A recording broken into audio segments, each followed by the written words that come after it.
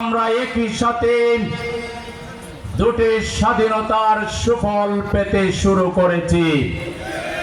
৭১-এর পরে বাংলাদেশকে বিভাজিত করা হয়েছিল। বাংলাদেশে একটি গোষ্ঠী বাংলাদেশের সকল ক্ষমতাকে কুক্ষিগত করে বাংলাদেশের জাতির ঘাড়ে অবৈধভাবে তারা চেপে বসেছিল। আর বর্তমানে মহান আল্লাহ তাআলার শুকরিয়া আদায় করে আমাদের জাতিকে আল্লাহ তাআলা ঐক্যবদ্ধ করে দিয়েছেন। সেদিন মাননীয় প্রধান উপদেষ্টার আহ্বানে বাংলাদেশের ডান বাম সকল ইসলামী এবং সাধারণ রাজনৈতিক দল ঐক্যবদ্ধভাবে ঘোষণা করেছে বাংলাদেশের স্বাধীনতা, সার্বভৌমত্ব এবং বাংলাদেশের জাতীয় স্বার্থ রক্ষার জন্য বাংলাদেশের 18 কোটি মানুষ ঐক্যবদ্ধ।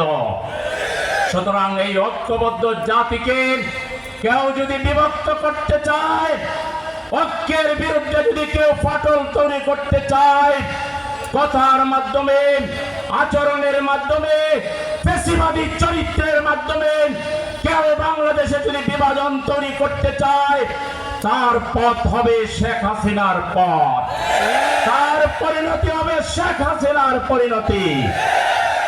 দ্বিতীয় যে অর্জনটা বাংলাদেশ করেছি সেটি হল 16ই ডিসেম্বর 1971-এর পর থেকে 5ই আগস্ট 24-এর আগ পর্যন্ত বাংলাদেশে একটি আদর্শিক রাজনৈতিক দলকে, শক্তিকে গলা টিপে হত্যা করার চেষ্টা করা হয়েছিল। আজকে প্রমাণ হয়েছে আল্লাহর সৈনিকদেরকে, যিনি কাফেলাকে ষড়যন্ত্র করে কখনো তার পক্ষে আটকানো যায় না।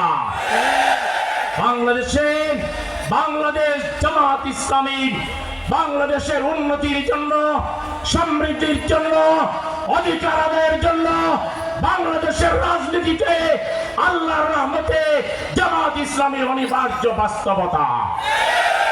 জামাত ইসলামী আজকে আল্লাহর মেহেরবানিতে বাংলাদেশের রাজনৈতিক দলগুলোর মধ্যে একটি আকর্ষণীয় বিশ্বস্ত ঠিকানার নাম হচ্ছে বাংলাদেশ জামাত ইসলামী। আজকে জামাত ইসলামীকে মানুষ জানতে চায়, বুঝতে চায়। জামাত ইসলামীর কর্মসূচি সম্পর্কে মানুষের আগ্রহ আমরা ব্যাপকভাবে দেখতে পাচ্ছি। সুতরাং আজকে জামাত ইসলামীর যে বক্তব্য, জামাত ইসলামীর যে আন্দোলন, জামাত ইসলামীর যে ইসলাম প্রতিষ্ঠার সংগ্রাম, এটি কোনো আবেগের নাম নয়, এটি অনিবার্য বাস্তবতার নাম। তাই আজকে বাংলাদেশের মানুষ বিগত 15.5 বছর লাঞ্ছিত হয়েছে, অপমানিত হয়েছে, অধিকারকে তারা পায়নি।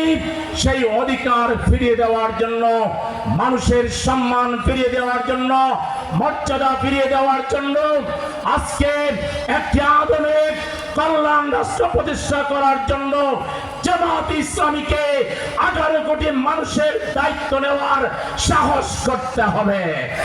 এদেশের গণমানুষ সেটাই চায়। আর সেটা যদি আমরা বাস্তবে রূপ দিতে চাই, তাহলে জামাতের কর্মীদেরকে জনগণের বন্ধু হতে হবে, জনগণের পাশে যেতে হবে, মানুষকে বেশি করে সালাম দিতে হবে, শুভেচ্ছা জানাতে হবে, মানুষের মনের কথা হৃদয় দিয়ে শুনতে হবে, মানুষের সমস্যা সমাধানে জামাতের কর্মীদেরকে অগ্রণী ভূমিকা পালন করতে হবে। সেজন্য এখন থেকে জামাতের কর্মীদের মূল কাজ হবে আত্মগঠন, পরিবার গঠনের পাশাপাশি জনগণের দোরগোড়ায় পড়ে থাকা, বারবার যাওয়া, আমাদের বিরুদ্ধে যে অপপ্রচার রয়েছে, মিথ্যাচার রয়েছে, বিভ্রান্তি রয়েছে, আমাদের চরিত্র চরিত্র দিয়ে দাওয়াতি কাজের মাধ্যমে আদর্শ তুলে ধরার মাধ্যমে মানুষের মনে যে দ্বিধাদ্বন্দ্ব রয়েছে সেটা দূর করে মানুষকে জানান দিতে হবে জামাত ইসলামী বাংলাদেশের মানুষের অধিকার দিতে পারবে, নারীর নিরাপত্তা দিতে পারবে, শিশুর অধিকার দিতে পারবে, বয়স্কদের অধিকার দিতে পারবে। বাংলাদেশের মানুষের নিরাপত্তা আল্লাহর মেহরবানিতে একমাত্র জামাত ইসলামের হাতেই নিরাপদ থাকবে। এই কথা বাংলাদেশের জনগণকে বিশ্বাসের সহিত আস্থার সহিত জানান দেওয়ার জন্য আমাদেরকে আল্লাহর রসুলের সুন্নাহ অবলম্বন করে হুদায়বিয়ার সন্ধির পরে আল্লাহর রসুল 10 বছরের সন্ধি হয়েছিল, মাত্র 2 বছরে বিপ্লব করেছিলেন। রসুলের সেই সুন্নাহকে অনুসরণ করে 5 গুণ বেশি দাওয়াতি কাজ করার জন্য রাজি আছেন কোন কোন কর্মী।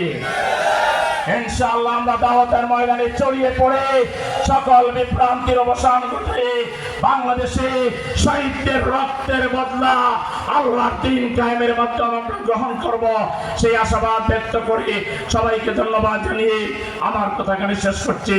আল্লাহ হাফেজ।